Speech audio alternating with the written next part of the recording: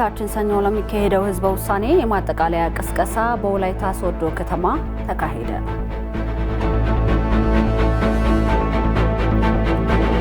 የበጋ መስኖ ስንዴ ምርትና ምርታማነትን በማሳደግ የምግብ ዋስትናን ለማረጋገጥ የሚያግዙ ተግባራት እየተከናወኑ መሆኑ ተገለጸ።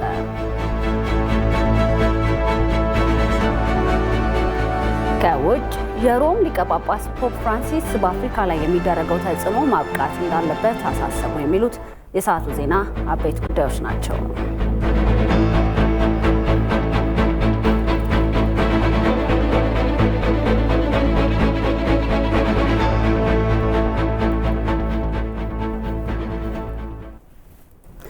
ሰላም ጤና ይስጥልኝ። እንደምንላችኋል የተከበራችሁ ተመልካቾቻችን። አበይት ርዕሰ ጉዳዮችን በማስቀደም ከኢትዮጵያ ቴሌቪዥን የእኩለ ቀን 6 ሰዓት ዜናዎችን ይዘን ቀርበናል። ሜሮን ምትኩ ነኝ። አብራችሁን ቆዩ።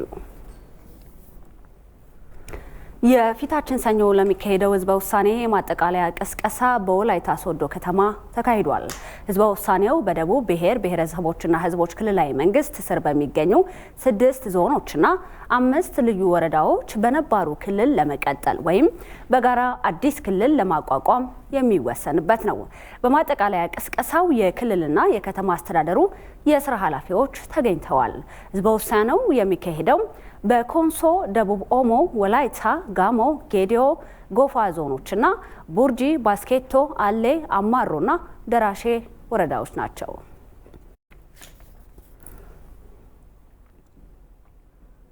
በፍትህ ሚኒስትር ዴኤታ አቶ ፍቃዱ ጸጋ የሚመራ ልዑካን ቡድን በድሬዳዋ ማረሚያ ማዕከል የስራ እንቅስቃሴን ተመልክተዋል። ከፍትህ ሚኒስቴር፣ ከፌዴራል ማረሚያ ቤት ኮሚሽን እንዲሁም የክልል ማረሚያ ቤት ኮሚሽን የተውጣጡ የአመራሮችን ልዑክ በመምራት የድሬዳዋ ማረሚያ ማዕከልን የጎበኙት የፍትህ ሚኒስትሩ ዴኤታ አቶ ፍቃዱ ጸጋ በጉብኝቱ ወቅት እንደተናገሩት የማረሚያ ማዕከሉን የህግ ታራሚዎችን ሰብአዊ መብት በማክበር የማረምና ማነጽ ተግባራትን ከማከናወን ባሻገር በተለያዩ የሙያ መስኮች በማሰልጠን የሙያ ባለቤት እያደረጋቸው መሆኑን በተግባር ማረጋገጥ መቻላቸውን ተናግረዋል። የፌዴራል ማረሚያ ቤት ኮሚሽን ጀነራል ዳመነ ዳሮታ በበኩላቸው የጉብኝቱ መሰረታዊ ዓላማ በማረሚያ ማዕከሉ ያለውን አጠቃላይ የስራ እንቅስቃሴ በመመልከትና በመገምገም ጥንካሬዎች ተጠናክረው እንዲቀጥሉ፣ ክፍተቶች ደግሞ ፈጥነው እንዲስተካከሉ ማድረግ መሆኑን ገልጸዋል። የድሬዳዋ ማረሚያ ማዕከል እያከናወነ ያለውን የልማት ስራ ውጤታማነት ለማረጋገጥ በትኩረት እየተሰራ መሆኑ ተገልጿል።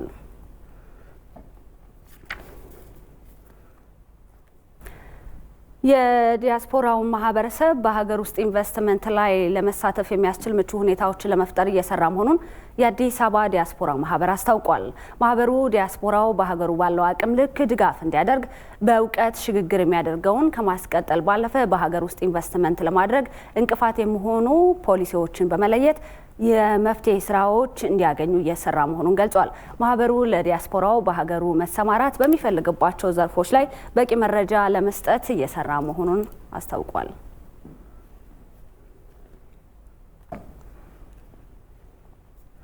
የበጋ መስኖ ስንዴ ምርትና ምርታማነትን በማሳደግ የምግብ ዋስትናን ለማረጋገጥ የሚያግዙ ተግባራት እየተከናወኑ መሆኑ ተገልጿል። የሶማሌ ክልል የእንስሳት እርባታና ከፊል እርሻ ምርምር ተቋም በምርምር የተገኘና በ150 ሄክታር መሬት ላይ በመስኖ የለማ ስንዴ ለአርሶ አደሮች አስተዋውቋል። ተቋሙ በሸበሌ ዞን ባዘጋጀው የአርሶ አደሮች የመስክ ቀን ላይ የተጎበኘውና በሸበሌ ወንዝ አቅራቢያ የተዘራው የበጋ መስኖ ስንዴ በቆላማ አካባቢ ከፍተኛ ምርት ይሰጣልም ተብሏል። በሄክታር ከ40 እስከ 45 ኩንታል ምርት መስጠት የሚችለው የበጋ መስኖ ስንዴ ለአርሶ አደሮች ለማስፋፋት እየተሰራ መሆኑም ታውቋል። ዘንድሮ እንደ ሀገር 1.3 ሚሊዮን ሄክታር መሬት በበጋ መስኖ ስንዴ ለመሸፈን ታቅዶ እየተሰራ ሲሆን በሶማሌ ክልልም ከ10 ሺህ ሄክታር መሬት በላይ በዘር ተሸፍኗል። አካባቢው ለስንዴ፣ ለዳጉሳ፣ ለአኩሪ አተር፣ ለተልባና የተለያዩ የቅባት እህሎችን ጨምሮ ከ7 በላይ ለሚሆኑ የሰብል አይነቶች የተስማማ እንደሆነ ጥናቶች አረጋግጠዋል።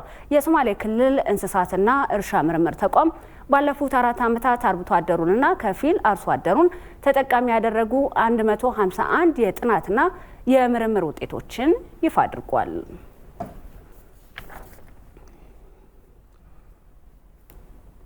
አሁን ደግሞ በዝርዝር ወደ ምንመለከታቸው ዜናዎች እናልፋለን። የስጋ ደዌ በሽታን ለመከላከልና ለማስወገድ ቅንጅታዊ አሰራር ትኩረት ሊሰጠው እንደሚገባ በተለያዩ የህብረተሰብ ክፍሎችና የሕክምና ባለሙያዎች ይገለጻል። አሁን በሽታውን በተመለከተ የህብረተሰቡን ግንዛቤ የማጎልበት ስራዎች እየተሰሩ ቢሆንም የሚፈለገውን ውጤት ለማምጣት ሁሉም ተሳትፎውን ሊያጠናክር ይገባል ሲል የኢትዮጵያ ስጋ ደዌ ተጠቂዎች ብሔራዊ ማህበር አሳስቧል። ይድነቃቸው ሰማው ያዘጋጀውን ዋለልኝ ታምር እንዲያቀርበዋል። በየዓመቱ በኢትዮጵያ ከ3000 እስከ 4000 የሚሆኑ ሰዎች በስጋ ደዌ በሽታ እንደሚያዙ የኢትዮጵያ ስጋ ደዌ ተጠቂዎች ብሔራዊ ማህበር መረጃ ያመለክታል። በሽታው በተጠቂዎች ማህበራዊ ህይወት ላይ ተጽዕኖ እንደሚያሳድርም ይነገራል። የስጋ ደዌ በሽታን በተመለከተ በህብረተሰቡ የተዛባ አመለካከት መኖሩን፣ ይህም ተገቢውን ግንዛቤ ባለማግኘት ችግር የሚመነጭ መሆኑም ይገለጻል።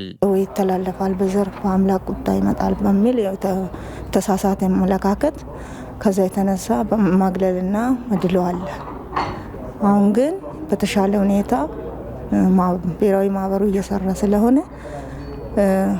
የተሻለ ግንዛቤ ቢኖርም ሰፊ ስራዎች እንዲሰሩበት መንግስትና መንግስታዊ ያልሆኑ ድርጅቶች ጋር በመሆን በግንዛቤ ስራ በሰፊው ሊሰራበት ይገባል። ከጎዱ በኋላ ነው ወደ ሕክምና ተቋም የሚመጡትና ይሄንን እንዲቀር በተለይ የግንዛቤ ማስጨበጥ ስራ ቢሰራ የከፋ አካል ጉዳት ሳይደርስበት ሰው ወደ ሕክምና ተቋም እንዲመጣ ምልክቱ እንደታየ ወደ ሕክምና ተቋም ቢመጣ ጥሩ ይሆናል የሚል ነው። አልፎ አልፎ የሚስተዋሉ የስጋ ደዌ ተጠቂዎችን የማግለል ዝንባሌን ለማስወገድ የወላጆች የህብረተሰቡና የባለድርሻ አካላት ቅንጅት አስፈላጊ ነውም ተብሏል። እንደ መንግስት ይሄንን አካል ጉዳተኛ ሊያቋቁም በደንብ አድርጎ ሊደግፍ በየቢሮው ያስፈልጋል። አሁን በየቢሮ ያሉ እኛ ተደራጅተን እንሰራ ነበር። ለምን ልመና ላይ መውጣት የለብንም? የሀገራችንን ገጽታ ማቆሸሽ የለብንም። ሰርተን ለኛም ለሀገር መትረፍ አለብን ብለን ስንሰራ ደግሞ የኛ እጣ ፋንታ ልመና እንደሆነ የሚያስቡ ዜጎች ብዙዎች ናቸው። ስለዚህ ይሄንን እንዴት አድርጎ እንደሚቀረፍ ለሚመጣው ከስር ያለውን ስናበቃና ይህ በሽታ እንዳይቀጥል በሌላ ሀገር እኮ ታሪክ አድርገውታል። በእኛ አገር እንጂ በሌላ ሀገር ታሪክ ተደርጓል እና በደንብ ሊሰራ ይገባል። በበሽታው የተጠቃ ሰው በአፋጣኝ ተገቢውን ሕክምና ካገኘ በሽታው የሚድን መሆኑን የሕክምና ባለሙያዎች ይገልጻሉ። ከታከመ ሊድን የሚችል በሽታ መሆኑን የህብረተሰባችን ክፍሎች ማወቅ አለባቸው። ታካሚዎች የመጀመሪያውን መድኃኒት ከወሰዱ በኋላ ወደ ሌላ ሰው ማስተላለፍ ያቆማሉ። እንዲሁም በትክክል አስፈላጊውን ሕክምና ከወሰዱ ደግሞ ሙሉ በሙሉ ከስጋ ደዌ መዳን ይቻላል። አሁን እየተፈጠረ ያለው ችግር ምናልባት በቤት ውስጥ ብዙ ሰዎችን ወደ ጤና ተቋማት ሳናመጣ ለረጅም ጊዜ ስለምንቆይ ታማሚዎች የአካል ጉዳት ከደረሰባቸው በኋላ ወደ ጤና ተቋማት ስለሚመጡ ያንን የአካል ጉዳት ወደ ኋላ መመለስ ከባድ ይሆናል። ነገር ግን የስጋ ደዌው ወደ ሌላ ሰው እንዳይተላለፍ በሕክምና መዳን የሚችል በሽታ ነው። በሽታውን በተመለከተ የማህበረሰቡን ግንዛቤ ለማሳደግ የተለያዩ ስራዎች ቢሰሩም መጠናከር እንዳለበት ነው የኢትዮጵያ ስጋ ደዌ ተጠቂዎች ብሔራዊ ማህበር ያሳሰበው። ከስጋ ደዌ በላይ ብዙ ሰው ገዳይ በሽታዎች አሉ። እንደ HIV፣ ቲቪ፣ ወባ የመሳሰሉ ነገሮችና እንደ ኮቪድ የመሳሰሉት ጊዜ ያመጣቸው እነዚህ ነገሮች ምንድነው ስጋ ደዌ ላይ እየተደረገ ያለውን ጥረት እንዲላላ አድርገውታል። በዚህ በትንሽ ጊዜ ውስጥ ስጋ ደዌ እንደገና ሪቫይቭ እያደረገ ወይም እየተነሳ ያለበት ሁኔታ ስላለ ባለድርሻ አካላት ቀደም ብሎ የነበረውን ኢፈርት ወይም ጥረት አሁን በበለጠ አጠናክረው እንዲንቀሳቀሱ ለማድረግ ነው። መሪ መፈክራችንም ስጋ ደዌን አንዘንጋ ብለን ያለው። ስለዚህ መጠናከር አለበት። ከተጠናከረ ስጋ ደዌ መቆጣጠር ይቻላል። የስጋ ደዌ ቀን በዓለም አቀፍ ደረጃ ለ69ኛ በኢትዮጵያ ደግሞ ለ24ኛ ጊዜ የስጋ ደዌ በሽታን አንዘንጋው በሚል መሪ ቃል ተከብሯል። በዚህ ጉዳይ ላይ በጤና ይስጥልኝ ዝግጅታችን ተጨማሪ ማብራሪያ የሰጡን የኢትዮጵያ ስጋ ደዌ ተጠቂዎች ብሔራዊ ማህበር ስራ አስኪያጅ ተስፋዬ ታደሰ ህብረተሰቡ ለስጋ ደዌ ያለው አመለካከት እየተሻሻለ መሆኑን ተናግረዋል። የስጋ ደዌ ጉዳይ የጤና ጥበቃ ብቻ ጉዳይ መሆን የለበትም ነው። ጤናው አንድ ጉዳይ ሊሆን ይችላል፣ ግን ሰዎች ወደ ሕክምና እንዲመጡ የሚዲያው ጉዳይ፣ የስነ ልቦና ባለሙያዎች ጉዳይ፣ የማህበራዊ ሳይንስ ሰዎች፣ የዩኒቨርሲቲ የከፍተኛ ትምህርት ተቋማት ድጋፍ፣ የወጣቶች ድጋፍ፣ ይሄ ሁሉ ያስፈልገናል። እያንዳንዱ ሰው በዚህ ላይ የሚረባረብ ከሆነ ስጋ ደዌን በአጭር ጊዜ መቆጣጠር ይቻላል። ሰዎች ወደ ሕክምና እንዲመጡ የሁሉም ባለድርሻዎች ድጋፍ አስፈላጊ መሆኑንም ጠቁመዋል። ከዚህ በፊት መድኃኒት የለውም ካለመኖሩ ጋር ተያይዞ የነበረው ፍራቻ አሁን መድኃኒት ስላለ የህብረተሰቡን ማመለካከት በዛው መጠን እየተሻሻለ መጥቷል። ችግሩ ሰፊ ነውና አሁን ጤና ጥበቃ እያደረገ ያለው ወይም እኛም ከጤና ጥበቃ ጋር ሌሎችም አጋር ድርጅቶች እያደረገ ኮንታክት ስክሪን የሚባል ነገር አለ ወይም ካምፔን ዘመቻ እየተካሄደ ነው ያለው። በዚህ ዘመቻው ጥሩ ነገሮች እየታዩ ናቸው። ብዙ ኤሪያዎች ብዙ አካባቢዎች ሰዎች ስጋ ደዌ ሳይደርስባቸው የቆዳ ምርመራ እየተደረገ በዚህ ቆዳ ምርመራ ውስጥ እየተለዩ አካል ጉዳቱ ሳይመጣ አካል ጉዳቱ የሚያመጣው የነርቭ ጉዳት ስለሆነ ነርቭ ሳይጎዳ በፊት እየተደረሰ ወደ ሕክምና እንዲመጡ እየተደረገ ነው ያለው። ስለዚህ ከዚህ አኳያ እየተደረገ ያለው የመንግስት ጥረት በዚህ በኩል በጣም ጥሩ ነው። ወጣቶች የሚሰሯቸውን የፈጠራ ስራዎች ወደ ቢዝነስ በመቀየር ውጤታማ እንዲሆኑ ለማስቻል ክሬቲቭ ሀብ የተባለ ተቋም ስልጠና እየሰጠ ይገኛል። በተቋሙ ስልጠና እየወሰዱ የሚገኙ ወጣቶች የፈጠራ ስራዎቻቸውን ወደ ቢዝነስ በመቀየር ራሳቸውን ለመለወጥና ወደ ስራ ለመግባት ስልጠናው እንደረዳቸውም ይገልጻሉ። ሪፖርተራችን ሩት ወርቁ ከክሬቲቭ ሀብ የተባለ ማዕከል እየሰራ ስለሚገኘው ስራና በተቋሙ ተጠቃሚ የሆኑ ወጣቶችን አነጋግራ ተከታዩን ዘገባ አሰናድታለች። አብረን እንከታተል። ወጣት ፌቨን ኤልያስ በአቅራቢያዋ የምታገኛቸውን ግብአቶች በመጠቀም የራሷ ፈጠራ የታከለበት የተለያዩ የቤት ውስጥ ማስዋቢያ ቁሳቁሶችን ትሰራለች። እየሰራ ያለሁት ሽመና ላይ፣ ቀርከሃ ላይና ሸክላ ላይ ነው። ሽመና ላይ የሚሰራቸው ነገሮች የቤት ውስጥ ትራሶች፣ መጋረጃዎች፣ የተለያዩ ከለሮች ሞደርን በሆነ ወይ ካልቸሩን ደግሞ ሳይለቅ በእጅ የሚሰሩ በጨርቅ የሚሰሩ የሽመና ስራዎች አሉ። በሸክላም ላይ እንደዛ ቤት ማስዋቢያ፣ አበባ ማስቀመጫዎች፣ አንዳንድ እቃ ማቅረቢያዎች ምናምን እሰራለሁ። ፌቨን የምትሰራቸውን የፈጠራ ስራዎች ወደ ንግድ ለመቀየር የሚያስችላትን የተለያዩ ሀሳቦችና ክህሎቶች ወደ ክሬቲቭ ሀብ በመሄድ በወሰደችው ስልጠና እንዳገኘችም ትገልጻለች። ስመጣ መጀመሪያ ጆይን ያደረኩት በፋሽን ነበረ። ሰራ የነበረው ፋሽን ላይ ነበረ። ስታርታፕ ነበርኩ። አሁንም ስቲል ስታርታፕ ነኝ። ግን የዛኔ ፎከስ አድርጌ የሚሰራው ብቻ ልብስ ላይ ብቻ ነበረ። እዚህ ከገባው በኋላ ግን ብዙ የቢዝነስ ስልጠናዎችን ወስድ ነበረ። ብራንዲንግ፣ ኳሊቲ፣ ከዛም ባለፈ ደግሞ የሙያ ስልጠናዎች ነበሩ። ስለ ብዙ ነገር እዚህ ገብቼ ነው እውቀት ያገኘሁት። ቀርከሃውም ሸክላውም ምናምን እዚህ ከሰዎች ጋር ስናወራ ተመሳሳይ ፈጠራ ላይ ያሉ ሰዎች ስለሆኑ ያሉት ከነሱ ጋር ስናወራ ምናምን አዳዲስ ሀሳቦችን ስናስብ ምናምን ልብስ ላይ ብቻ መገደቡ ብዙ አዲስ ነገር እንድሰራ የሚያደርገኝ ስላልነበር ለጊዜው የልብሱን ስራ ሆልድ አደረኩትና ወደዚህኛው ቢዝነስ ገባው። የቢዝነስ ትሬኒንጎቹ ብዙ ጠቅመውኛል። ክሬቲቭ ሀብ የተለያዩ የፈጠራ ስራ ያላቸውን ወጣቶች በማሰባሰብ የፈጠራ ስራቸውን ወደ ውጤታማ ቢዝነስ መቀየርና ወደ ገበያ መግባት እንዲችሉ ስልጠናዎችንና ልምድን የሚሰጥ ተቋም ነው። የተለያዩ ትሬኒንጎችንና ወርክሾፖችን እንሰጣለን። በዚህ ደግሞ ጠንካራ አንደኛ የቢዝነስ መሰረት ኖሯቸው ጠንካራ የመሸጥ የማስተዋወቅ የመጀመሪያ ሰራተኛቸውን ራሱ ከመቅጠር ጀምሮ እነዚህን ትሬኒንጎች እንሰጣቸዋለን። ስለዚህ ያንን ከዲዛይን ትሬኒንጎቻችን ከወርክሾፖችን ጋር በማዋሃድ ሙሉ የሆነ ጠንካራ የሆኑ ብራንዶች፣ አምራቾች እንዲፈጠሩ እናደርጋለን ማለት ነው፣ እናግዛቸዋለን ማለት ነው። በማዕከሉ ስልጠና የሚወስዱ የተለያዩ የፈጠራ ስራ ያላቸው ወጣቶች ስልጠናው ሀሳቦቻቸውን ወደ ተግባርና የፈጠራ ስራዎቻቸውን ደግሞ ወደ ቢዝነስ መቀየር የሚያስችላቸውን እውቀትና ልምድ እንደሰጣቸውም ይናገራሉ። አሁን ለምሳሌ እኔ ከዴቨሎፕመንትና ከኮዲንግ ነው የመጣሁት። ቴክኒካል እውቀቱ ይኖረኛል፣ ግን እንዴት ወደ ቢዝነስ መቀየር እንደምችል መንገዶቹ ላይ ይታዩኝ ይችላሉ። ስለዚህ ስልጠናም ካገኘን በስልጠናው በኩል እነዛ ሀሳቦች ይመጡልናል ማለት ነው። ከስልጠናው ሲያልፍ ግን ከሰዎች ጋርም ያገናኘናል። ከሌሎች ቴክኒካል ነገር ከሚሰሩ ሰዎች ጋር እንገናኛለን፣ ከቢዝነስ ሰዎች ጋር እንገናኛለን። እዚሁ የሚፈጠሩ ተባብሮ መስራትና አዲስ ድርጅትም እስከ መፍጠር ድረስ ደርሰናል እና ምንድነው የሚያስችለን ከስለ ቢዝነሱም የበለጠ እንድንማር ያደርገናል። ከዛም ባለፈ ደግሞ ቢዝነስ የሚያውቅ ሰውም ያገናኘናል ማለት ነው። ወደ ቢዝነስ መቀየር የማይችል ሀሳብ የለም። የገባኝ ነገር በፊት እኔ ስራዎችን ስሞክር ስሰራ እንዴት ነው እንደ መዝናኛ እንደ ሆቢ ወይ ደስ ስለሚለኝ ምናምን እንጂ ስራ ይሆናል ብዬ አስቤ አልነበረም። እዚህ ጆይን ካደረግኩ በኋላ ግን ትንሽ የሚባል ሀሳብ እንደሌለ ሁሉም ነገር ወደ ስራ መቀየር እንደሚችል ማወቅ ችያለሁ። ስለዚህ የያዙትን ነገር በደንብ አድርገው ይክፉበት፣ በደንብ ይሞክሩ፣ አዲስ ነገር ይፍጠሩ፣ ለሰዎች ያሳዩ። ያለምንም ፍርሃት የሚናቅ ሀሳብ የለም። ኮላብሬት ማድረግ፣ ሰዎችን መጠየቅ፣ አብሮ መስራት ደግሞ በጣም ጥቅም አለው። ክሬቲቭ ሀብ ለወጣቶች ወደ ቢዝነስ እንዲገቡ ብቻ ሳይሆን ውጤታማ እንዲሆኑ የሚያስችላቸውን ክህሎቶች እንዲያዳብሩም ያግዛል። ምርታቸው የሆነ መጠን ደርሷል፣ ግን ያንን ወደ ውጤታማ የሆነ ምርት መለወጥ ሌላ ትልቅ ስራ ነው ይሄ የሚጠብቃቸውና ፍቅሩ ስላለን ብቻ ስለለፋንበት ብቻ የሚመጣ ነገር አይደለም። አንዳንድ ማወቅ የሚገባን ነገሮች አሉ፣ የሚያስፈልጉን ማሽነሪዎች አሉ፣ የሚያስፈልጉን የስራ ቦታዎች አሉ።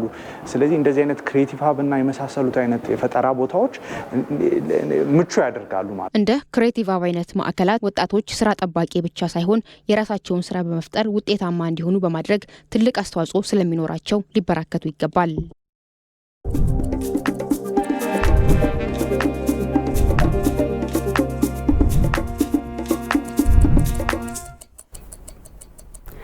ወደ ዕለቱ ሳምንቱን በታሪክ ዘገባችን ስናልፍ ደግሞ ስፖርታዊ ነው። የማንቸስተር ዩናይትድ ተጫዋቾችን ጨምሮ 23 መንገደኞችን የያዘው አውሮፕላን በጀርመን ሙኒክ የተከሰከሰው ልክ በዚህ ሳምንት እንደ አውሮፓውያን አቆጣጠር በ1958 ነበር። ታዲያ በወቅቱ ማንቸስተር ዩናይትድ በአውሮፓ የክለቦች ዋንጫ ተጋጣሚውን አሸንፎ እየተመለሰ ነበር። ሜሮን በረዳ በዝርዝር ተመልክተዋለች። ይህ ታሪክ ከተፈጸመ 65 ዓመታት ይቆጠሩ እንጂ በተለይም ለማንቸስተር ዩናይትድ ክለብና ለእንግሊዛውያን ፈጽሞ በማይረሳ የታሪክ መዝገብ ውስጥ የተከተበ ነው። ነገሩ እንዲህ ነው። የማንቸስተር ዩናይትድ የእግር ኳስ ክለብ በወቅቱ ከሰርቢያ ጋር የነበረውን የአውሮፓ ካፕ እግር ኳስ ግማሽ ፍጻሜ ለማድረግ ወደ ሰርቢያ አቅንቶ ነበር። ታዲያ በግማሽ ፍጻሜው የቤልግሬድን ቀይ ኮከቦች ቡድን በመርታት ድል የቀናው የማንቸስተር ዩናይትድ ቡድን ተጫዋቾችም ድሉን ከእንግሊዛውያን ጋር ለማክበር ወደ ሀገራቸው በፍጥነት መመለሱን ምርጫቸው አድርገዋል። ይህንንም ተከትሎ በቀጣዩ ቀን የብሪታንያው አውሮፓ ኤርዌይስ አውሮፕላን ከቤልግሬድ ተጫዋቾችን፣ ጋዜጠኞችንና ሌሎች ተሳፋሪዎችን ይዞ ወደ ማንቸስተር የሚያደርገውን ጉዞ ጀመረ። ይሁንና አውሮፕላኑ በዚህ አደጋ ታዲያ ድሉን ከደጋፊዎቻቸው ጋር ለማክበር የጓጉ 8 የማንቸስተር ዩናይትድ ተጫዋቾችና ረዳት አብራሪውን እንዲሁም 8 ጋዜጠኞችን ጨምሮ 23 ሰዎች ህይወታቸው አለፈ። ይህ የማንቸስተር ዩናይትድ ቡድንን ደጋፊዎቻቸውንና እንግሊዛውያንን ያስደነገጠውና በማንቸስተር እግር ኳስ ቡድን ታሪክ ውስጥ ጥቁር ጠባሳን ጥሎ ያለፈው የአውሮፕላን አደጋ የደረሰው እንደ አውሮፓውያን አቆጣጠር በ1958 በዚህ ሳምንት ነበር።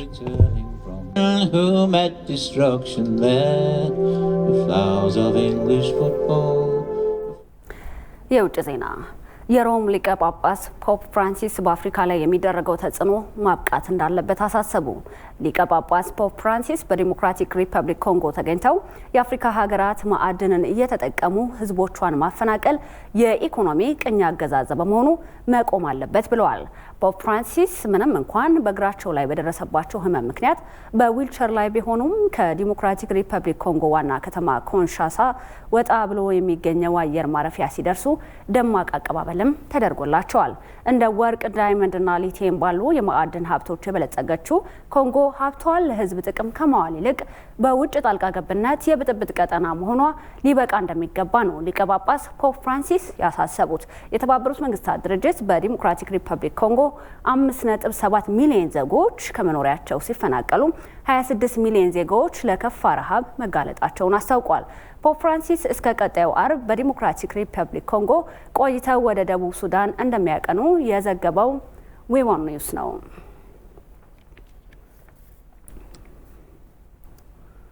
በመጨረሻም በማይናማር አሸባሪዎች በሚፈጽሙት ጥቃት ዜጎች ለጉዳት እየተዳረጉ ይገኛሉ። በተለይ ህጻናት የትምህርትና የጤና አገልግሎት እንደተቋረጠባቸው ተገልጿል። የአልጀዚራን ዘገባ ማህሪ አለሙ ያቀርበዋል። በማይናማር አሸባሪዎች በሚፈጽሙት የአየር ላይ ጥቃትና ጉዳት በተለይም በተማሪዎች ላይ የስነ ልቦና ጉዳት ከማስከተሉም ባለፈ በጤናቸው ላይ ጉዳት በማድረስ ትምህርታቸውንም እንዲያቋርጡ ምክንያት እንደሆነባቸው ነው የተገለጸው። የአሸባሪዎች የአየር ላይ ጥቃትን በመፍራት ለቅድመ ጥንቃቄ ነዋሪዎቹ ከቤት እንዲወጡም ይደረጋል። ይህ ደግሞ ተማሪዎቹ ትምህርታቸውን ከማቋረጥ ባለፈ በጤናቸውም ላይ ጉዳት እንደሚደርስባቸው ነው ምክንያት ሆኗል የተባለው። በአቅራቢያቸው የጤና አገልግሎት ማግኘትም አዳጋች ሆኖባቸዋል። ችግሩን የከፋ ያደረገው ደግሞ የሚሰነዘረውን ጥቃት በመፍራት ከቀያቸው በሚሰደዱበት ወቅት የምግብ እጥረት በመከሰቱ ከፍተኛ ጉዳት አስከትሎባቸዋል። የጦር አውሮፕላኖቹ በአየር ላይ በሚፈጥሩት ድምጽና አሸባሪዎች በሚፈጽሙት ጥቃት በልጆች ላይ የሚፈጥረው የአይምሮ ጉዳት ከፍተኛ ነው። ጥቃት ሲፈጽሙ ለልጆቹ ምንም አይነት ኃላፊነት አይሰማቸውም። ዓለም አቀፉ ማህበረሰብም በማይናማር ያለውን ወታደራዊ ጥቃት በተመለከተ ትኩረት ሊሰጠው ይገባልም ነው የተባለው። በማይናማር የሚገኙ ልጆች በቂ የሆነ ምግብ አያገኙም። ከህፃንነታቸው ጀምሮ የተመጣጠነ ምግብ አግኝተውም አያውቁም። ልጆቹ ለቅድመ ጥንቃቄ ሲባል ከቀያቸው ስለሚሰደዱ ለከፍተኛ ጉዳት ተዳርገዋል። በሌላ በኩል ደግሞ ደሞሶ በምትባለዋ ከተማ አካባቢ በምትገኝ ካምፕ ውስጥ የሚገኙ ሴቶችም የተለያዩ ስራዎችን ለመስራት ነው የተገደዱት። 75% የሚሆኑት የሀገሪቱ ዜጎች መሰረታዊ ፍላጎታቸው ስላልተሟላላቸው ኑሯቸውን በአስቸጋሪ ሁኔታ ውስጥ እያሳለፉ ይገኛሉ ሲል የዘገበው አልጀዚራ ነው። ዜናው በቃ አብራችሁን ስለነበራችሁ ከልብ እናመሰግናለን። በቀጣይ ደቂቃዎች ቢዝነስና ስፖርት በቀጥታ ወደ እናንተ ይደርሳሉ። ሜሮን ምትኩ ነኝ። በሰላም ዋሉ።